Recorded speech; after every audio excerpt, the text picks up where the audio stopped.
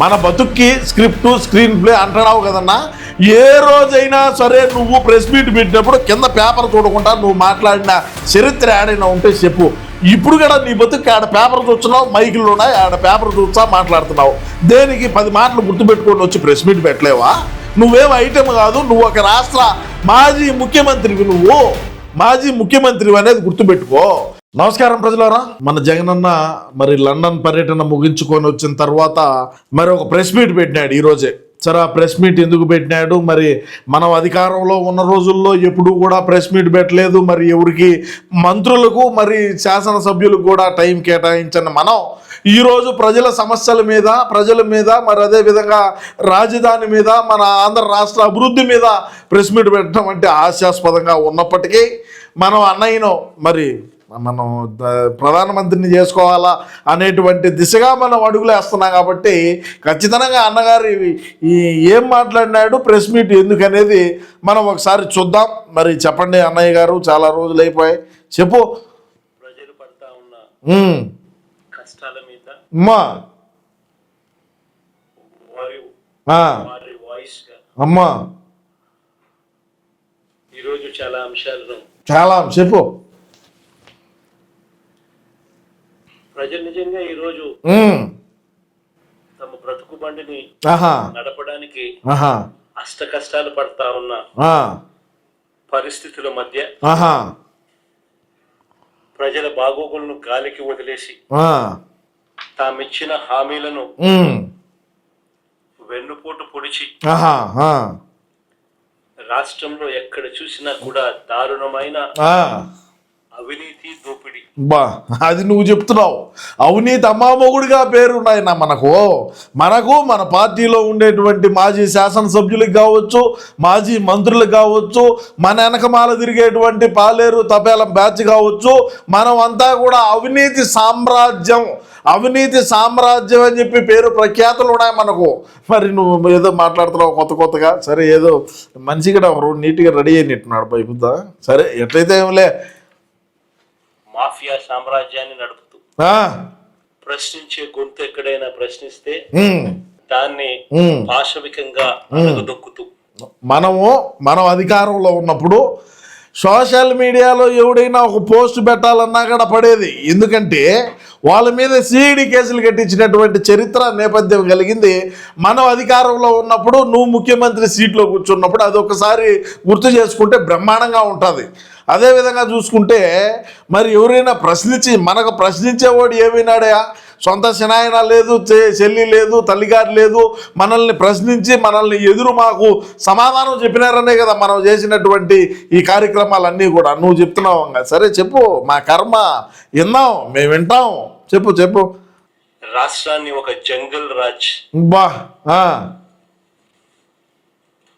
జంగల్ రాజ్గా మార్చిన పరిస్థితుల మధ్య ప్రజల గొంతు వినిపించడానికి ఈరోజు ఈ ప్రెస్ మీట్. నమస్తేనా, బాగున్నావా? జంగిల్ రాజ్ అంట, ప్రజల తరఫున ఈయన ప్రశ్నించేదానికి ఈ ప్రెస్ మీట్ అంట. దీనికి 2 నిమిషాలు బొక్క, అర్థం కాలా? ఇప్పుడు ఈ కథా కార్ఖానీ చెప్పినావు, బాగానే ఉన్నది, ఓకే, నో ప్రాబ్లం.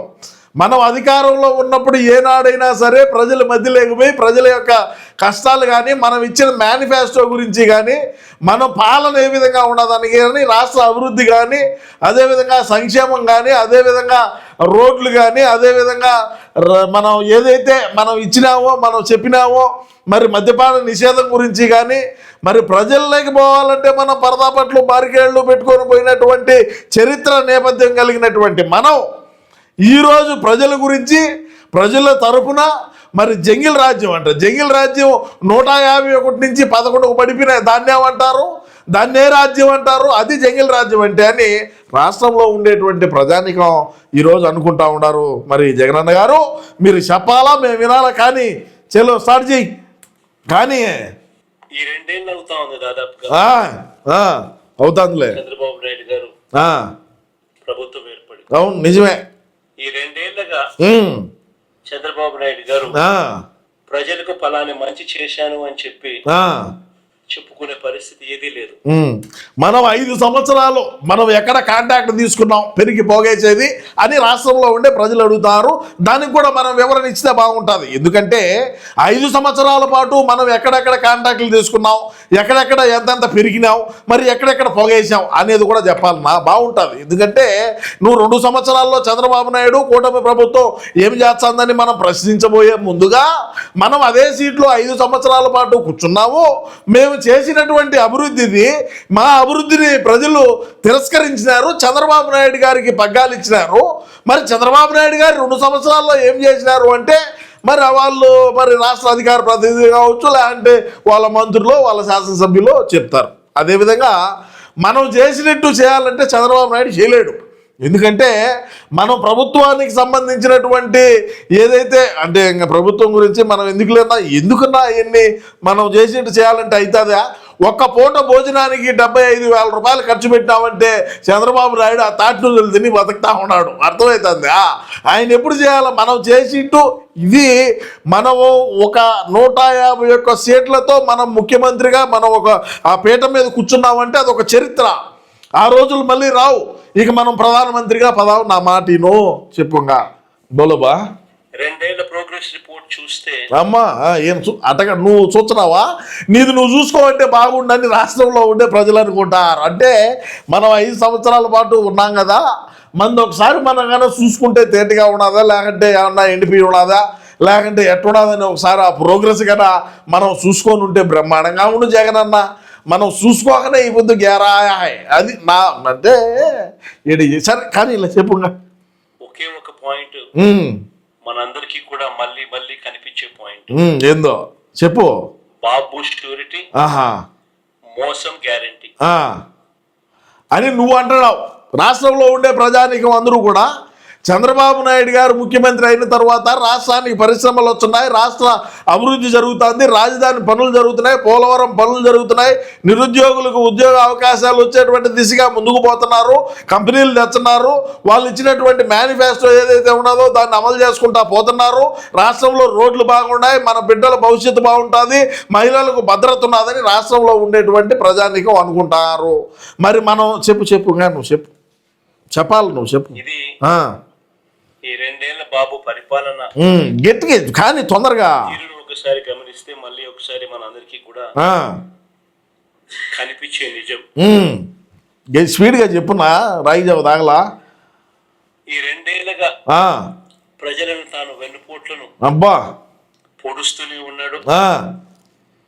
రాష్ట్రంలో విచ్చలవిడిగా అవినీతి దోపిడీ,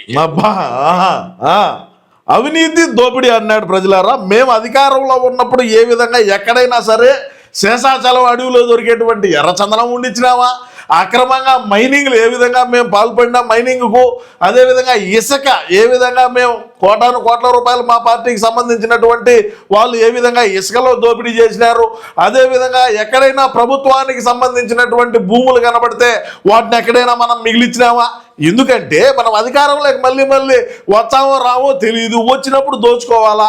ఒక లిక్కర్ ద్వారానే కోట్ల రూపాయలు ఏ విధంగా వెనకేసుకున్నాం, నాసిరకమైన మద్యాన్ని రాష్ట్రంలో పేర్లై పారిచ్చి ఏ విధంగా మనం డబ్బులు వెనకేసుకున్నాం, ఏ విధంగా మనం అధికారంలో ఉన్నప్పుడు గంజాయి ఏదైతే ఉన్నదో గంజాయిని ఎక్కడైనా భారతదేశంలో ఏడ దొరికినా కూడా దీన్ని ఆలుమూలాలు ఎక్కడరా, ఇది కేరా ఫేడరా అంటే వైజాగ్ని కేంద్రంగా మార్చి ఎన్ని కోట్ల రూపాయలని మనం వెనకేసుకున్నాం. చెప్పున్నా దీనికి చెప్పు. ఎగిపప్పులు ఎన్ని తిన్నావు అది చెప్పు. ఏంది నువ్వు ఊరికే చెప్పు. అవినీతి అంట. వీటి అన్నిటి నేపథ్యంలో చంద్రబాబు నాయుడు చేస్తా ఉన్న రాజకీయాలు ఏమిటి అని అంటే చెప్పు నైనా. Diversion politics. అబ్బా డైవర్షన్ చెప్పు మాట్లాడదాం తొందరగా. కూడా ఎవరైనా గట్టిగా తనను ప్రశ్నించే అంశం ఏదైనా బయటకు వస్తే వెంటనే ఆ టాపిక్ డైవర్ట్ చేసేందుకు వైఎస్ఆర్ కాంగ్రెస్ పార్టీ మీద, నా మీద ఇలా ఒక అడ్డగోలుగా ఆరోపణలు చేయడం, టాపిక్ ను డైవర్ట్ చేయడం. డైవర్షన్ పాలిటిక్స్ అంటే ఏంటంటే జగనన్న, చిన్నాయనకు కబేటులో కొట్టుకొని బాత్రూంలో ఎగిపోయి గుండుపోటు రావడం అనేది గొడ్డలతో 7 సార్లు 5 సార్లు వేసి ఏట్లేసాక అది గుండుపోటు అనేది దాన్ని మన సాక్షిలో రావడం, దాన్ని ఏమంటారో ఒకసారి రాష్ట్రంలో ఉండే ప్రజలు చెప్పాలా. మరి అదేవిధంగా సొంత చెల్లెలు కూడా మనల్ని చేతకరించుకొని వేరే పార్టీలోకి పోయి మరి ఆమె అక్కడి నుంచి ఇంకా అవన్నీ నేను చెప్పకూడదు, అవి కుటుంబ సమస్యలు కుటుంబ వ్యవహారాలు కాబట్టి నేను మాట్లాడకూడదు. సరే, డైవర్షన్ పాలిటిక్స్ గురించి మనకి ఏ విధంగా తెలుసు అనేది రాష్ట్రంలో ఉండే ప్రజానీకానికి తెలుసు అని నేను అనుకుంటున్నా. సరే, కానీ అవి చెప్పకూడదు ప్రజలారా. నేను కొన్ని దాన్ని టాప్ చేస్తున్నది ఎందుకులే కానీ చెప్పండి. ఇంకా ఆ రోజు వచ్చేప్పుడు ఖచ్చితంగా బయట పెడతా. మీకు చెప్పుకుంటే నేను ఇంకెవరికి చెప్పాలా చెప్పుగా. ఇది మనం అంతా కూడా ఈ 2 ఏళ్లుగా జరుగుతా ఉన్నా తంతు చెప్పు. Script to screen play cinema చూస్తానే ఉన్నాం. మన బతుక్కి స్క్రిప్ట్ స్క్రీన్ ప్లే అంటున్నావు కదన్నా. ఏ రోజైనా సరే నువ్వు ప్రెస్ మీట్ పెట్టినప్పుడు కింద పేపర్ చూడకుండా నువ్వు మాట్లాడిన చరిత్ర ఏడైనా ఉంటే చెప్పు. ఇప్పుడు కూడా నీ బతుక్కి ఆడ పేపర్ చూస్తున్నావు, మైకులు ఉన్నాయి, ఆడ పేపర్ చూస్తా మాట్లాడుతున్నావు.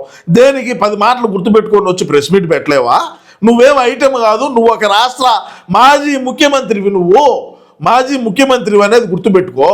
ఏనాడైనా సరే ప్రజలను ఉద్దేశించి ఒక 10 నిమిషాలు నాన్ స్టాప్గా నువ్వు ఏడైనా మాట్లాడిన చరిత్ర నేపథ్యం ఉండదా?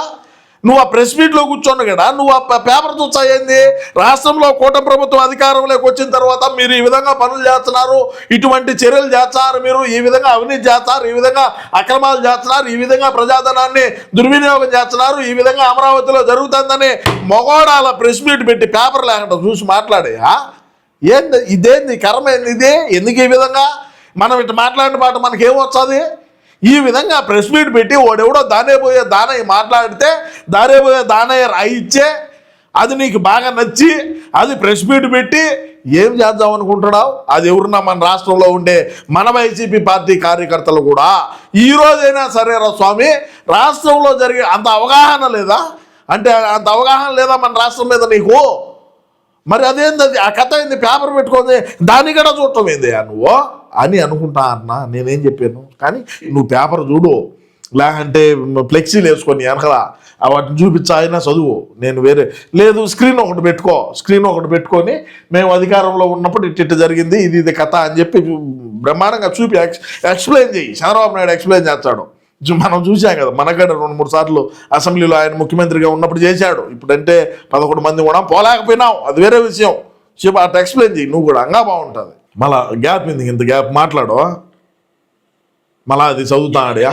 చంద్రబాబు నాయుడు గారికి ఒక అంశం మీద ప్రస్తావన వస్తే చాలు ఆయన బీపీ పెరుగుతా ఉంది. ఆహా, ఏం అంశం అది?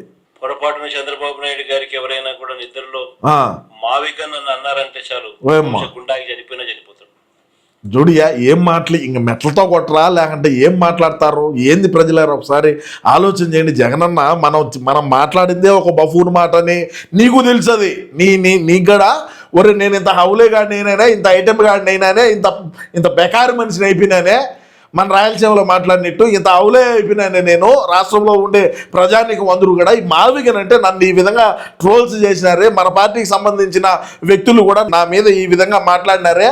అసలు అమరావతి రాజధాని గురించి మనం 5 సంవత్సరాల పాటు మనం అధికారంలో ఉన్నప్పుడు ఏనాడు కూడా మంచి చేయకపోగా, మరి ఏనాడు కూడా రాజధాని అభివృద్ధి పనులు చేయకపోగా, సాక్షాత్తు చంద్రబాబు నాయుడు గారు ముఖ్యమంత్రిగా ఉన్నప్పుడు అమరావతికి నేను కూడా మద్దతు తెలిపినానే, సాక్షాత్తు అసెంబ్లీలో ఉండి నేను కూడా ఏడే కొంప కట్టుకుంటున్నానే, నేను కూడా అమరావతి రాజధానికి వ్యతిరేకం కాదు అని చెప్పినానే. మరి రాజధాని అమరావతిలో మనం పనులు శరవేగంగా చేయాలని అని ఆ రోజు మాట్లాడి, ఆ తరువాత ముఖ్యమంత్రిగా మనం అయిన తరువాత 151 సీట్లు వచ్చిన తరువాత కళ్ళు మీద తెలియకుండా అహంకారంతో అధికార మదంతో మన ప్రజావేదికను కూల్చివేతతో స్టార్ట్ అయినటువంటి మన పాలన మనం ఈరోజు 3 రాజధానులకు పోయినామే. 3 రాజధానులు పోతే మనం సాక్షాత్తు అసెంబ్లీలోనే మాట్లాడినామే. మరి ఇటువంటి మాటలు ఈరోజు మాట్లాడితే ప్రజానికం ఏమనుకుంటారు? ప్రజలు చెప్పులతో కొట్టరా మనల్లో? మరి ఏంది వ్యవహారం? మనం అధికారంలో ఉన్నప్పుడు మనం ఏనాడైనా సరే రాజధాని ఏ పక్క ఉన్నదనేది కూడా మనం చూడలేదే. అమరావతి ప్రాంతానికి ఏదైతే రాజధాని ప్రాంతానికి భూములు ఇచ్చినటువంటి మహిళల్ని మనం ఏ విధంగా ఇబ్బంది పెట్టినాం. మనం ఈరోజు మరి రాజధాని గురించి, మరి మావిగన్ గురించి 5 సంవత్సరాల పాటు మనం అధికారంలో ఉన్నప్పుడు 3 రాజధానుల నినాదం అనేది లేకుండా ఈ మావిగన్ని డెవలప్ చేసి మేము ఈ మావిగన్ని డెవలప్ చేసినాం. రాష్ట్ర ప్రజానీకానికి ఈ యొక్క ఏదైతే ఈ అప్పులు ఉన్నాయో ఈ యొక్క వాళ్ళ మీద భారం వేయకుండా మేము తగ్గించినామని మనం ఆ రోజుల్లో దేనికి చేయలేకపోయినాం, దేనికి చేయలే. మరి ఈరోజు మావిగన్ అనే నినాదం ఎందుకు వచ్చింది? ఆ రోజుల్లో నువ్వే ప్రజల మీద భారం తగ్గించాలనేటువంటి ఉద్దేశంతోనే నేను ఈ విధమైనటువంటి ఈ మావిగననే నినాదాన్ని తీసుకున్నానని దేనికి నువ్వు చెప్పలేకపోయినావు అని ఈరోజు అడిగితే దానికి ఏం చెప్తావు సమాధానం? మరి నువ్వు చెప్పాలి కదా, చెప్పు దానికి సమాధానం. రాష్ట్రంలో ఉండే ప్రజానికానికి తెలియజేయి, నేను ఇందుకోసం అని చెప్పి నేను తీసుకునింది, నేను ఆ స్టాండ్ మీదనే ఉన్నాను, మావిగనే డెవలప్ చేద్దామని ఆ రోజుల్లో చెప్పేదిలే. ఈరోజు అమరావతిలో రాజధాని ప్రాంతంలో పనులు శరవేగంగా జరుగుతూ ఉండేటువంటి క్రమంలో ఏదో ఒక బురద చల్లాలా, ఏదో ఒకటి చేయాలనేటువంటి ఒక నీచపు రాజకీయాలు చేయాలనేటువంటి ఉద్దేశంలోనే ఈ విధమైనటువంటి వ్యాఖ్యలు చెయ్యి. నువ్వేమైతే బొట్టు కానీ చెప్పుగా వెంటనే మీ మీద అరెస్ట్ చేయకపోతే అరెస్ట్ చేస్తున్నారు చంద్రబాబు నాయుడు అని మీరే చెప్పగలుగుతారు. చెప్పు నువ్వు. చంద్రబాబు నాయుడు గారు ముఖ్యమంత్రిగా ఉండడం నిజంగా రాష్ట్రం చేసుకున్న దురదృష్టం. చంద్రబాబు నాయుడు గారు అనే వ్యక్తి రాష్ట్రానికి ఎన్నటికీ కూడా రాజధాని లేకుండా చేస్తా ఉన్నాడు. నువ్వే 3 రాజధానులు కట్టినావు కదా, రాష్ట్రానికి ఎన్నటికీ రాజధాని లేకుండా చేస్తున్నాడు చంద్రబాబు నాయుడు అని ఈరోజు నువ్వు మాట్లాడుతూ ఉన్నావే. మనం 5 సంవత్సరాల పాటు పెరికట్ల కట్టింది ఏంది? అమరావతి ప్రాంతం, రాజధాని ప్రాంతంలో 70% పూర్తయినటువంటి భవనాలను గాలి వదిలేసినటువంటి చరిత్ర మంది. ప్రజావేదికను కూల్చివేతతో మన పాలన మొదలైంది. మనం రాజధాని గురించి, భవనాల కట్టడం గురించి, రాజధాని అభివృద్ధి గురించి నువ్వు మాట్లాడితే రాష్ట్రంలో ఉండే ప్రజానీకు దేంతో నవ్వుతారు జగనన్న అనేది ఒకసారి నువ్వు ఆలోచన చేసుకుంటే నువ్వు ఇటువంటి పకోడీ మాటలు మాట్లాడవు. మనకు అదైనా సరే నువ్వు రాజధాని విషయం మాట్లాడు, లేకంటే మద్యం గురించి మాట్లాడినావు, లేదు దోపిడీ అంటావు, అవినీతి అంటావు. అవినీతి అమ్మా మొగుడుగా పేరు మన పార్టీకు మనకు ఉండాలి జగనన్న, నెంబర్ 1. నెంబర్ 2 ఏంటంటే మద్యం గురించి మాట్లాడినావు. కల్తీ మద్యాన్ని తయారు చేసి రాష్ట్రంలో ఏర్లు పారిచ్చి కిడ్నీలు, లివర్లు, పెరాలసిస్ వచ్చేదానికి ఆ మద్యం తాగినటువంటి వాళ్ళు ఈ రోగాల బారిన పడడానికి కారణం ఎవరంటే మన జగనన్న అందరికీ తెలుసు. 3వది, మనం అభివృద్ధి గురించి మాట్లాడితే రాష్ట్రంలో ఉండే ప్రజానికం దేంతో నవ్వుతారో ఆలోచన చేసుకుంటే బాగుంటుంది. ఏనాడైనా సరే నువ్వు ముఖ్యమంత్రిగా ఉన్న రోజుల్లో రాష్ట్ర అభివృద్ధి గురించి కానీ, రాష్ట్రాన్ని మనం బాగు చేసుకోవాలని కానీ, రాష్ట్రానికి రాజధాని నిర్మాణం కావాలని కానీ, రాష్ట్రంలో ఉండేటువంటి ఇరిగేషన్ ప్రాజెక్టులు మనం తొందరగా పూర్తి చేయాలని కానీ, రాష్ట్రాల్లో ఉండేటువంటి ప్రజల భద్రత కానీ నువ్వు ఏం మాట్లాడినావు? ఏ రోజైనా సరే మాట్లాడినావా? మహిళల భద్రత గురించి మాట్లాడినావా? రాష్ట్రంలో ఉండేటువంటి నిరుద్యోగుల గురించి ఏనాడైనా ఆలోచన చేసినటువంటి దాఖలాలు ఉన్నాయా అని నేను అడుగుతూ ఉన్నా ఈరోజు. ఎందుకు ఈరోజు మనకు 151 నుంచి 11కు పడిపోయినాం. 11కు పడిపోయిన తర్వాత ఇటువంటి పకోడీ మాటలు మాట్లాడితే రాష్ట్రంలో ఉండేటువంటి ప్రజానికం మనల్ని నమ్ముతారులే అనేటువంటి భ్రమలో నుంచి బయటికి రా. నీలో సేవ ఉంటే, నీలో నిజాయితీగా నేను మాట్లాడగలుగుతాను ప్రజా సమస్యల మీద అని నీకు నీ మనసాక్షికి అనిపించాలి కదా. అనిపించితే నువ్వు వచ్చి మాట్లాడు. ఎవడో దారేపోయే దాని ఈ పేపర్ ఇచ్చితే దాన్ని చూసి మాట్లాడటం మన బతుకైపోతుంది. ఆ ఒక్క పని పక్కన పెట్టి వేరేదేది నీకు నచ్చింది మాట్లాడు. నువ్వు ఇంతకుముందు మాట్లాడేవాడు కదా, నీకు నచ్చింది అంటే ఇంతకుముందు కూడా ఆ వచ్చే పేపర్ కూడా చూసినప్పుడు అది నీకు కొన్ని అట్ట పోయినప్పుడు అవి ఏదో దబ్బేవాడివి, మేము చచ్చేవాళ్ళం దాన్ని ఎత్తిపోసుకోలేక. సరే, ఇకనైనా సరే నువ్వు ఏనాడైతే మనకు ఉండేటువంటి గుజ్జుతో, మనకు ఉండే విషయ పరిజ్ఞానంతో మనం మాట్లాడతామో ఆ రోజే మనం గడ్డెక్కుతాం జగనన్న. ఎవడో దారేపోయే దాన ఇచ్చే పేపర్లన్నీ ఈడ చూడను, ఆడ చూడు, ఆడ చెప్పను. ఇప్పుడు ప్రెస్ మీట్ పెట్టావు, ఏం ఉపయోగం? నీ శక్తి సామర్థ్యాలు ఏమన్నా ఉంటే నువ్వు వాడు చెప్పు. వాడెవడో రాయించినాడు అవినీతి అని, ఈడెవడో చేశాడు అమరావతిలో పనులని, ఇట్లాంటి మాటలు మాట్లాడిన తర్వాత ఎవడు కూడా మనం నమ్మడని మరొకసారి తెలియజేసుకుంటూ, ఏది ఏమైనా ప్రజలారా, మనం ఖచ్చితంగా అన్నను ప్రధానమంత్రిని చేసుకునేదాకా అన్న ఎన్ని ప్రెస్ మీట్లు పెట్టా వాటికి మనం వివరణ ఇచ్చుకుంటూ ముందుకు పోయి అన్నను ప్రధాని చేసుకుందామని నేను ఈ సందర్భంగా తెలియజేసుకుంటూ నమస్కారం.